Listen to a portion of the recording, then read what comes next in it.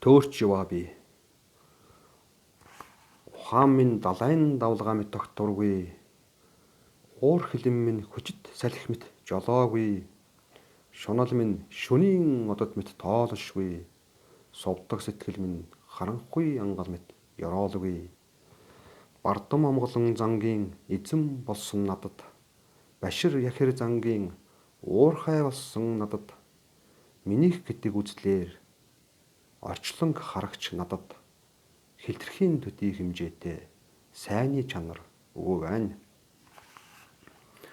Өршөөшгүй бурууг үлдчихэд өөрийгөө өмгөөлөн өргөлзөж, өрөөл сайн явбал өцөндөөн атгаархал асааж, мэдрэхүйн эрхтнүүддэн захирагдаж, эрдэнэт насаам барсан, мэдэхгүй харанхуйд бүдэрч, замаа олохгүй тэмтэрсэн, ариун гэгэн нэрийн бал мэт амтыг мэдрэхгүй, авралт номын багшийн бадам үлмийг хэрэгсэхгүй, балчигт зууртхан орчлонгийн гашуун амтанд дурлаж, баларсан монхог нөхдөдтэй гар барилцсан сүжирхэж, идэх жаахан юм, идэлх хувцсны төлөө эрдэнэт алтан цагаан эзний эрхэнд тушааж, амтэн хүн рүү боргоодог айлын зуудаг нохой шиг албатын үүрэгт баригдаж, гимгүй нэгэнтэй муудалцаж, бие гэдэг үзлийн төмөр гинжинд дөнгөлөгдөж, бэрдийн харам сэтгэлээр эд ямсан авдарлаж,